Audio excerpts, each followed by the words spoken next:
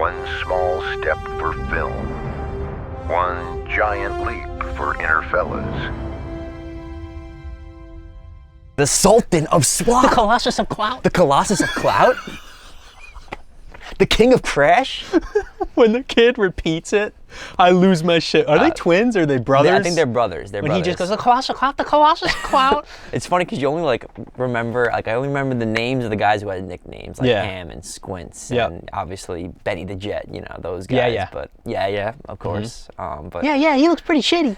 That's the only line I remember from classic movie, though. All right, Sandlot. I want to just start off by saying, what a movie, right? 5-star. I watched it again 2 nights ago. I've seen it a million times, but just to prepare to really talk about this, there's nothing wrong with it. No. There's not a single thing wrong with the movie. It is a perfect movie. Yeah, soundtrack, plot, storyline, characters, even the narration. It just adds another layer because and you don't even have to like baseball to like the movie. Yeah. It's just a easy movie to follow, funny. Yep. You can even Feel say good. Action, they got it right away. You're with the beast. Yeah, exactly. So something that I noticed, and again, as a kid, you don't really pick up on these things, but we're growing up, so you realize, they made it the time period. They did such a good job of immersing you back into the life of the 60s. Not that I know what it was like to live there, but the cars, the music, even just the locations, and they did such a good job just immersing you into the feeling, and even the feeling of being that new kid that he moves in. Smalls is really nervous, and he struggling making friends. And, we're younger, but we're on the cusp of that digital age where the lost art, but of hanging out with your neighbors outside. So movie opens, he moves in, you already see a couple kids outside their house, and he's scared, but you have to do that. There's no being in touch with your old friends. You actually had to knock on your friends' doors to see if they're around, not just text them or whatever. But he's Benny, and he just nods, and it's funny because something that rewatching it just off rip, I think it's I don't know, whatever, you're 10, 15 minutes in, he asks his, I guess, stepdad, will you play ball? Will you teach me how to throw? And he's like, yeah, of course, but he doesn't want to. He's tired. And they have a catch, and he's so bad. He's terrible. And he catches the ball, but it hits him in the eye and gives him a shiner. And I just laugh because I got a shiner from baseball when I played as a kid. I was playing with my cousin Eddie. We were throwing the ball back and forth, and I just lost it in the sun. It wasn't his fault or anything. But I lost it in the sun, and it was a pop-up, and boom, direct hit to my eye. And I'm going to put the picture right here. So, and it's just funny too because just sets the tone of okay, this guy has no idea what he's doing because he's got that plastic glove and his hat, his cap, his the brim. What the fuck was brim's that? Out to here. That's not even a fishing hat. What the fuck was that hat? He was asking to be made fun of. Oh my god! And another thing to point out too, when Benny Meets him and introduces him to the rest of the gang, he's like, hey, here's Smalls. He's the 9th man, so he could play with us. Not yo, here's another new kid. We need him as the 9th man. Yep, he'll fill the role. Yep. We'll figure it out. And what a great nod where Benny welcomes him with open arms, and then just the whole scene where he's just stick your glove out and I'll take care of the rest. Yep. And they finally embrace him with open arms. But obviously prior to that, I crack up when he goes to throw the ball in, and it goes 5 feet. He cocks it back too. And they go, this kid is an L7 wee. Squints, bro. Squints is my favorite character. I don't know about you. Are you a Benny fan? No, Squints. I like Squints. The Wendy Peffercorn scene alone. But Squints is by far I think he's the funniest character. I think even his baseball stance just cracks me up with the little leg up. And for some reason, did you play backyard baseball as a kid? On my DS. Oh, I didn't have it. They came out with a DS version? They did. Oh, wow. But not a lot. But I know Pablo I had it on Sanchez, PC. all those guys. And Pablo. And the movie just brings me back to backyard baseball because you had all of the chirping in the game, Papa Wheelie, and they're he's not gonna hit, whatever, and they had that feel to it. They were teasing each other and just getting, playing baseball as kids together and enjoying it. That brings you back to again, we weren't alive in the 60s, but just the feeling of no responsibility. Yeah. It's the summertime. There's no school. All you want to do is kind of just be with your friends, Yep. right? Whether that be on the diamond or we saw at the pool club or in the clubhouse, like just that feeling. Yeah.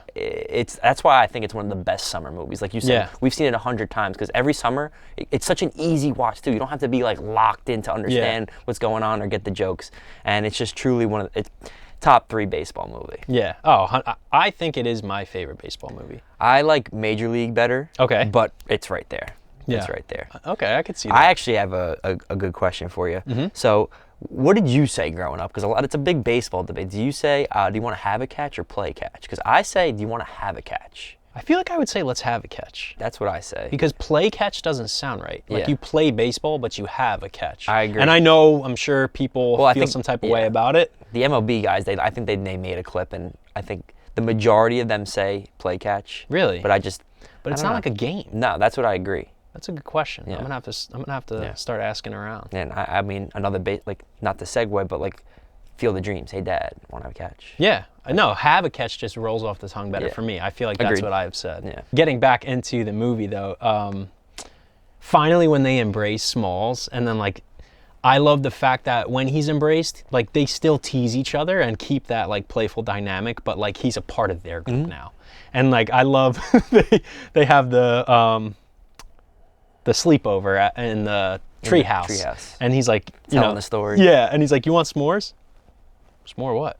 I didn't have anything. He's like, no, s'more. He's like, I didn't eat anything. What are you talking about? It's like, you idiot. You know, like, Squints. they're like, culturizing this kid. Yeah. I don't even, is that a word? Culturizing? I don't even know. We'll make it Now a it word. is. Yeah. And then when he tells the story, he puts the flashlight, and Squints is going through it, and you see like the grandpa, and they made him look just like Just Squints like with the mustache. forever. Forever.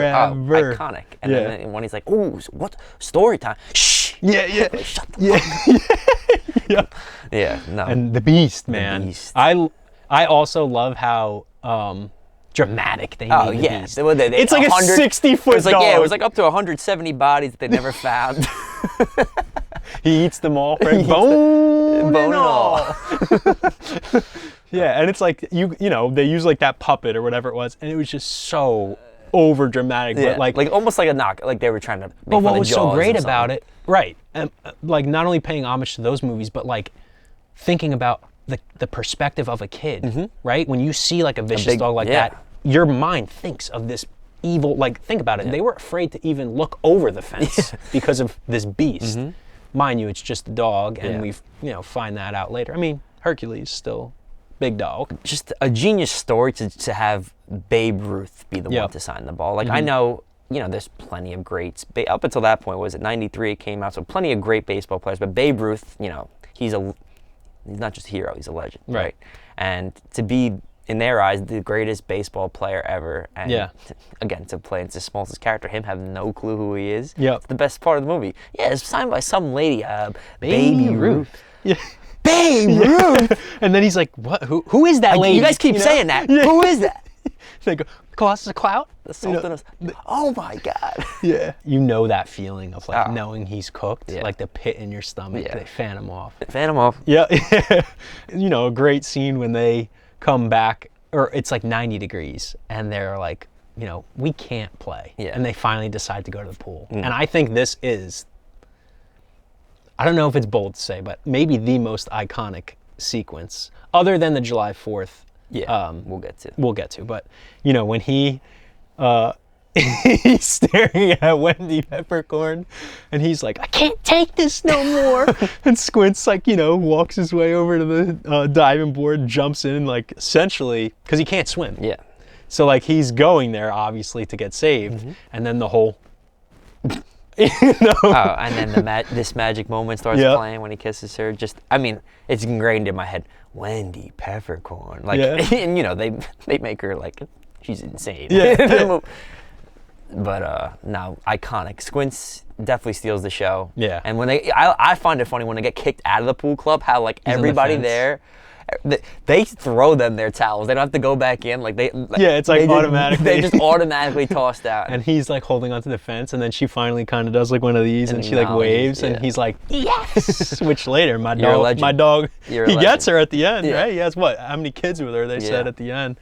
But yeah, that's such I think the music really sold it too. Like whenever I hear that song, I can just see the moment. the sequence, like scene by scene of how that all unfolds. I also like when they lose the ball, right, the Babe Ruth ball, and they're like, all right, solution, we're just going to forge a signature and put it back. He's like, scrape for bottles, we need 98 cents. Yeah. And it's like, puts into perspective how inflation is. I like, know. I don't even know what a baseball goes for nowadays, but It's got to be, a few bucks, right? yeah, it has to be. Yeah. I was for going to one say ball. 5. Yeah, it's crazy. Probably even more. I like too, like you see how bad the forge was. Yeah. It was just so It was bad. so elementary. It's And just like they didn't even scuff the ball up. No. They just put it back clean. It's like, it back clean. you know, and then one of the best parts, and I feel like I'm going to keep saying that just because the whole movie is movie's great. great. But when they verse the rival, the kids. yeah, like the rich kids, Yeah. you know, they're playing on this like Beat up beat field. down field, like we're the guys that wear the PF Flyers and the Converse. You guys wear your preppy cleats and your helmets, and you play ball like a girl. Fart smeller. Yeah. The kid goes. They go through all these like things, and then it's like that line Idiot. finally.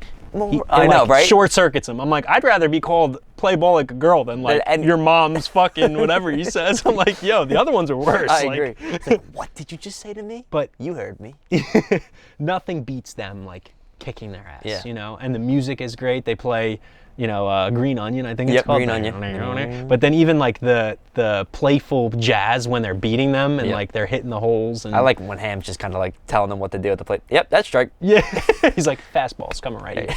Catches, he's like, you suck. You know, to segue into, I think The best scene. the best part of the entire movie is the 4th of July game. Right from the get-go, right? The scene transitions and it's dark out, right? Yep. And you just hear "America the Beautiful" by Ray Charles start playing, and it's just a pan to the streets for the 4th of July, and like so cool how the whole neighborhood's together. I was gonna say, I wish we still did things Yeah, like that. like block And there might parties. be places out there in the U.S. that do that. I feel like Jersey people are very yeah, talkative nice to in their each other, neighborhoods, yeah. unfortunately. But thinking about, you know, that was the thing, right? You get, I'm gonna make this, I'm gonna make that, and you put it all in the middle of the street, and everybody celebrates together. Yeah, and they said it's the one night of the year they could play a night game. The one night they felt like pros because of the best scene, the Yep. fireworks going off. And when Benny hits that ball sky high and everybody just staring at the fire, it's just so iconic. Yep. And that's probably the reason I watch the movie every year, because around the 4th of July. Yeah, that's why we're talking about it. That's why we're talking Yeah, about it. 100%. And again, the music, right? Like to me, I don't think that scene hits as heavy if Ray Charles is No, not. and to pick Ray Charles's version. They play America the Beautiful at all these baseball Yep, games, but literally could bring chills thinking about it. I'd have chills. Yeah. He's like, see, zoom in. So I think that is the best scene, right? I think the funniest scene, in my opinion, is the chewing tobacco. The chewing tobacco, of course. Oh my God. Because again, as kids, like, it doesn't really click. Yeah. But now seeing and them thinking like, oh my God, Yeah. kid, like, does he call he's it? like, I couldn't even, he was so like shocked. Like his life changed. Yeah. He's like, Guys, I almost forgot. big chief. Big you know? the chow. Or And whatever. they take, like, not this much. All the pros do it. Oh, and they're taking handfuls I know. this big a chew. I don't know. Have you ever done chewing tobacco? No. I haven't. No. I've seen people try it and vomit like instantly. Oh, yeah. And that's why it's so funny because you see, It's honestly a great lesson for parents to show their kids. right? Too, A kid can honestly. see that and be like, oh. Yeah. But I think the funniest part is when they're on the scrambler or whatever ride they're on, and you notice like they're Yeah. all really happy. I guess they're probably getting like the little buzz. The high, yeah. And then you see like. Immediately set in. And like oh my- Everybody's face. Yep. And then you know they're like holding it in. Yep. And then they do the close-up cut. And Everywhere. it's like chilly, you Yeah, know, like it's I don't know going what, everywhere on oh, people's the feet. people's feet. Then everybody coming off the ride covered They're in burping and shit. Like Great Bambino. What's his name? ham. Ham. Yeah, Yeah, Ham yeah. is just covered in Yeah. it, and he's like, oh. He lets out a burp. He's like, oh. Yeah, that I was scene. holding that in for a while. Too funny. Too And funny. again, tequila. Right? Right? It's ingrained. Something with tying like iconic scenes to music. Songs. It's just ingrained in my memory. I hear that song, I don't think of anything else but Well, every Sandlot. time I go to a fair, I think of Sandlot. Yeah. Every time I see chewing tobacco, I think of Sandlot. Really? Every time I hear tequila, I think of Sandlot. Yeah, It's that when I hear iconic. that song, Sandlot is the first thing that pops into Yeah. my head. No. I found it really interesting too on this last watch through, which again I've seen it a million times, but they kind of foreshadow, like when he first moves in, he has the entire like erector set, and Yeah. like she's like, you've been in your room for like 3 years playing with this erector set. Like, go out, make friends, get hurt, like have fun. But it's cool because I forget, they showed in the beginning, they showed like a magnet, not suctioning, but like catching a pinball and like moving it with the erector set. I'm like, wow, they're foreshadowing their plans. Oh, their plan, to yeah. receive the baseball back. retrieve it, yeah, yeah. to retrieve it. Yeah. So like the vacuum, then the beast bites down on the metal. It's like a freaking dinosaur. It's like a pipe bomb, you know, and then it explodes, and the one kid's like, you know, he checks his ear and he's like, should have seen this coming. And he, like, as he talks, the dust is flying out. The they were like a foolproof like SWAT team on the communication and everything. He's like, you got it. My favorite is like, a little bit further back, to the, yeah. little bit. You got it. The periscope. Yeah. I can't think off the top of my head the actor who played Babe. He's in a bunch of movies. But perfectly casted, and such a great monologue that he delivers. Yeah. Like, you know, not he essentially tells him like, you are capable of getting this ball from the beast. You have to face your fears. Yeah. And essentially it's almost like a parallel to like the league, right? Like, you have to face your fears. At some you point, can do anything you set your mind to. you have like, right. And if you want to be a pro, this is the first step for you to get there. It's like, face your fears, jump that fence, and like wrangle the beast. And it's cool because even though he has that monologue with him, it's not until the ghost of Babe Ruth disappears that you hear the iconic line of, Yeah. remember, kid, heroes get remembered, but legends never die. And follow your heart. I will never, ever forget that line. No. Ever. I think most people who like watch, who like sports, have seen the movie, like Yeah. always remember that. Yeah. And I loved when they were explaining prior about Babe Ruth that they said I texted it to you. It was like, he's more or less than a god, but more than a human. Yeah, like he's worth, like, that ball's worth more than your life, kid. yeah, yeah. Like, Benny doesn't feel like he's ready, but like Babe gives him that nudge, and he's like, you got this. Yeah, yeah. And then we can go to what you were gonna say about him retrieving the ball. Yep. And the standoff. He wakes up that day. I don't know about you. I had a pair of PF Flyers. I did not. But You never? They're sick I looking. had 3 pairs. It's just black Converse. Yeah. But they actually stitched the PF That's cool. like on the. So I think I went through like 2 or 3 pairs. Mind you, not a good shoe. in No, my it's- opinion. Iconic. Yeah. You know, but The look. to play like backyard baseball, and in why dirt not? too. But yeah, when he laces up those PF Flyers and he breaks out the new pair to do it, and he jumps that like car. It's almost like, it reminds me of, I mean, I mentioned it earlier, but like in Major League when Wesley Snipes breaks out a new pair of cleats for every stolen base he makes. It's just like, all right, you know this Superstition. kid's about it. Yep. Yeah. It gets him prepared. He hops it, and I loved. They did like a Western standoff, you know, and it's like they played the Western music. It's like zoomed way in on the on the dog, on his eyes, Yep. and then he just takes off, snags the ball, and that whole chase scene is, you know, like, I love. They jump between. It's funny that you even mentioned Jaws earlier in this episode, because that's what it reminded me of heavily. It's Yeah. like they totally pulled inspiration and paid homage, because you're getting POV from the dog, Yes. right? And the camera's following him. You're seeing like the dog run by. Like, you're immersed in that chase scene. Yeah. Even like the heavier, like when they show the dog, like the heavier, I don't even say drums or whatever instrument they use a lower tone to kind of mimic Jaws, but also show like the scarcity of Right. not scarcity, but the fear the dog portrays to the kids. And then he rips through the movie screen, and the people like shit their pants. I mean, the cake was funny when they went under and over, and like, Yep. then they sat down and it fell.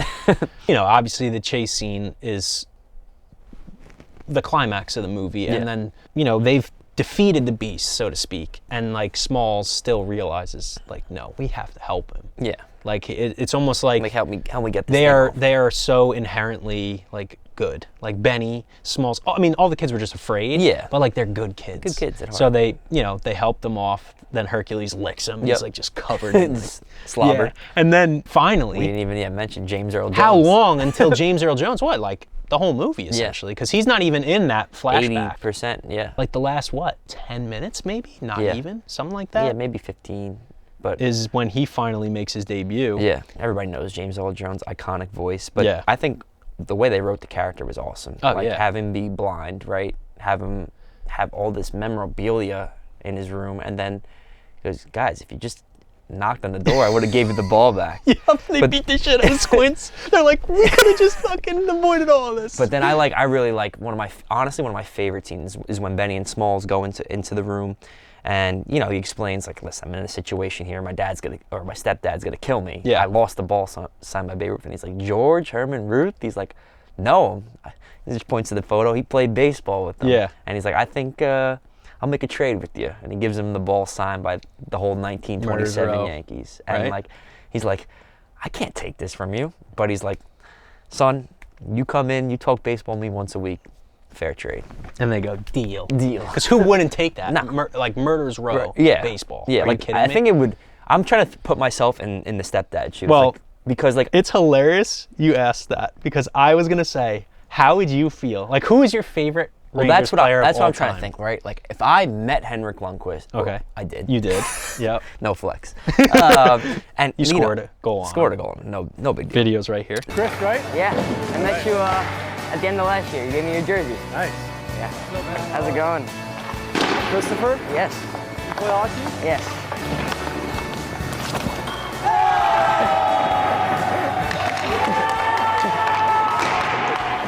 Thank you too. How you feeling? Feeling good. And like a puck, like that I saw him sign and give it to me, Yeah. right? And let's say, I don't know, a cousin, a sister, whoever Shoots lost it and yeah. and it's gone. And they come back to me, they're like, all right, Chris, I'm so sorry for losing, but here's a puck signed by the whole, Stanley Cup 2014 team. Like, I'd be happy, of course, but at the same time, I think I'd be pissed off because that's like an emotional, sentimental piece. Okay. Because it's funny, because after, mind you, we're a little different. I don't really, not that I don't have an attachment to sports, but it doesn't mean as much to me as like the typical diehard fan. But in my head, it's like, I understand the anger behind like, you still went in and took a ball from me that you shouldn't have, but I'm like, you upgraded. Yeah. Like, you got everybody and Babe Ruth Yeah. on this ball. Yeah. So like, stop crying. Well, he said, instead of for grounding me for the rest of my life, it was I a only got week, grounded for right? a week. And like, he was much happier that he got the ball. Yeah. But yeah, I just watching it, I just didn't like the stepdad. Well, Just yeah, an Dennis asshole. Leary, he plays a good asshole, Yeah. and Just didn't give a shit about Smalls. I think in real life, I find it funny too. I don't think it was on purpose, but like in real life, I think he's a Boston guy, right? Okay. So he's all Boston. So I'm wondering, like, Babe Ruth. That's like, at that point, the Red Sox haven't broken the curse yet. Yeah. So Babe Ruth is the curse of the great Bambino. And he's, I guess, a Yankee fan. In Well, the we're show. going deep now. Conspiracy theory. Yeah. But So he threw it on purpose. He's like, write me like an asshole, because I. exactly. Seeing James Earl Jones, I think his billing was like third. Yeah. He's a huge actor, and not seeing him until like the end. Yeah. And having even him play such a pivotal role. And we didn't even mention, I know I mentioned the commentary, but I love how they wrapped up the story with, Smalls becoming a baseball commentator, and he's commentating Benny the Jet Rodriguez in the MLB. It is such like again, chills. Like, and I wouldn't even call it like a kid's movie per se, but it is like it's a family-friendly movie. Oh, yeah. And for them to like think of like that good of a plot point. and when he's announcing of him stealing home, Yep. it's such like a full circle moment is what I wanted to say. Seeing their relationship and friendship still intact. And like his full-time job is to announce Benny's One of his games. best And friends. Benny made the league. He steals home, and the tip of the cap Yep. at the end, and like the thumbs up. You just see the happiness between between them as best friends, knowing that Smalls had all of those friends because of Benny. Because of Benny. Like, he had the best summer of his life, which is what he said, because of Benny. That's a ride or die friend right there, right? Yep. Especially when that's all it takes too. All you need is like Yep. one guy to introduce you, stick by your side, and look what happens, right? Yeah. Honestly, just like you said, amazing summer movie, one of the best baseball movies. Yeah. And to me, it has to be up there for one of the higher feel good movies. Absolutely. Like I think It brings a smile to my, like, I get choked up sometimes watching it, just going back and being. Oh, because how many? I mean, even just me and you together with our friends, just playing softball or baseball in the field, and it's just those unforgettable moments, right? And it's nostalgia. Yeah. It brings you back, like, wow, like the quote, "I wish we knew we were in the good old times before we left them." Yep. Again, not one thing wrong with the movie. Not one thing. I have an interesting way of doing our segment, so let's get into it. Yeah. Can I just get some macaroni and gravy? Gravy. Tomato sauce. So I think we could each pick our favorite baseball player and then ask, one question and guess obviously what they would eat at the table. Okay. Now, my question for you is favorite baseball player of all time or favorite current All baseball time. player? Okay. Mine's gonna kind of shock you. There's a reason why he's my favorite. Okay. In the position he plays, he's my favorite. Okay. Go for it then. Okay, so my favorite is Andy Pettitte because he's a lefty and he pitches, and that's what. As a lefty, you're only allowed to play like 4 positions. Yeah. Outfield, first pitch. base, or pitch. You can't catch, can't play most of the infield. So obviously, I thought, Don Mattingly I could pick, or all these other players. But for some reason, obviously, we grew up watching Andy Pettitte play and seeing his domination as a pitcher and a starter, which I think is a lot harder. I mean, closer, you have so much pressure, but for me to pitch whatever they pitched 7 innings. Oh, yeah, for back the most then, of them. Back it then, was at 7. least 7. Now they're like going 4. It's Yeah. like, what the fuck? Yeah. He threw 30 pitches. Like, they were throwing 120. Yeah. Like, yeah. so I would pick Andy Pettitte, and the Okay. reason why is he's won. He's a lefty. He's a pitcher. Core 4. He's a core 4 member, and the question I would ask him is, World Series aside, it's kind of a 2-part question. What was the scariest moment in your career, and what was your obviously favorite moment in your career, World Series aside? Because everyone's going to answer when we won the World Series. Yeah. I get that, and 100% but what's the second? I would love to know I don't want to say negotiation, but like leaving the Yankees and then coming back for Okay. 09. Like I love, because the 09 title is like the last, it's the last Yankee World Series that they've won. But obviously it was like that shift in era from like the core 4 years to kind of the new era, spent all the money in the 09. I would love to know his like transition back to the 09 Yanks. Yeah, I mean, that's a great question too. But I think he would eat. He's a playing guy, right? Well, I was gonna say, is he a Texan? Yeah, he's Southern. Yeah, I think He's eating a giant Barbecue. T-bone steak, Yeah. fucking plate of ribs on the side. You know what? We're gonna switch it up a little. Maybe mac and cheese on the side. I could see that. And tater tots. Tater tots. I thought you were gonna say like Blue Moon beer or something like that. Tots. Tots. Andy Pettitte, one of my favorite pitchers too. Yeah. But I'm gonna stick. And even the windup. Like I Yeah. emulated him as a kid pitching. Yeah. So that's why I would pick Andy Pettitte. Yeah. No, that's a great answer. I'm sticking with the core 4.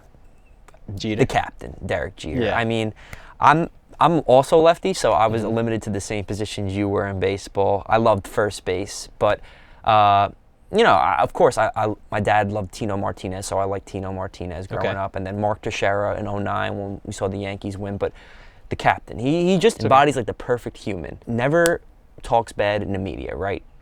He's Captain Serious, you know what I mean? Doesn't take shit from anybody. The pedigree, 5 World Series, Hall of Fame, 1 asshole. Fuck you for not putting him in the Hall of Fame.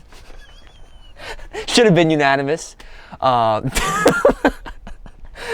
All-star lineup of significant others. No, but Derek Jeter was like the perfect Yankee, right? Yeah. People. He also grew up in a time where it was, I don't want to say easy because there was still media, but Yeah. a lot easier than it is today. Yeah. But to and- keep even back then, it's not easy to keep a clean name. And there's we have the Captain documentary on him. Yep. I don't know if it's like a 6 to 8 part series, but I love how he grew up a Yankee fan, right? But he's from Kalamazoo, Michigan. I would just love to know, like, and I know his parents, his family, right? But Yep. what instilled in him to just keep his composure in like the highest, most pressurized moments and in the craziest city, right? Like you just said, the media. There's no media worse in sports than the New York media. Oh You my are God. scrutinized for everything. Yep. If you have a booger in your nose, I was going to say, if he farts, they know how it smells. Exactly. They know. They knew what he. Yeah. Onions and ketchup. Onions and ketchup. But no, Derek Jeter will always be my favorite. So many iconic moments. 3,000 hit for a home run. Yep. Walk off in his last game in Yankee Stadium. The flip. The running into the stands. Honestly, just I don't know what you call it, turnaround, I guess, throw. Like, Yeah. he's like, that is him. The jump throw. The jump Yeah, throw, thank you. exactly. Like that, no one else, And they I all think- do it, but it's his throw. And he's like, Aaron Judge today too kind of resembles, but like, Yeah. I feel like nobody hated Jeter. Like, you know, he never gave you. Other than for him making them lose. you But know, like- but I'm saying as a person, Yeah, right, oh, like, yeah. A-Rod easily hateable. Even Yankee fans hated him. But like, nah. But that's what I would like to know. Like, what instilled in him to just be that guy? Yeah, that's a great choice. Yeah. For food, I don't know. Fancy. Yeah, He's right. fancy, He's bro. got to be. He's got to be fancy. I think he's like He's a Wagyu I was steak. that or like a lobster. Like, you know, he's got the bib in. You know, he's fucking. the bib. He's dunking that shit in the butter too.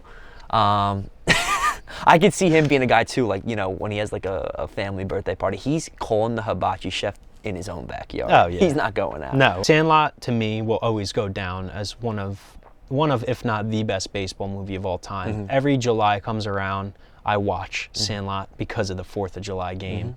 And, you know, obviously right now it's around that time, so turned it on. It was a perfect moment to do this. Yeah.